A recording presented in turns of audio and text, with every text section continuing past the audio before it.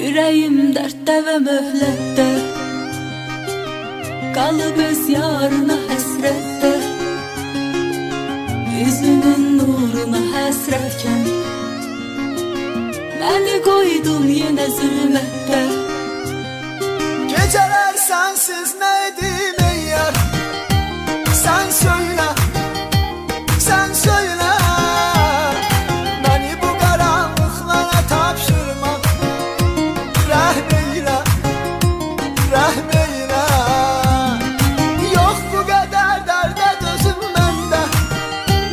Öldüm mən, öldüm mən.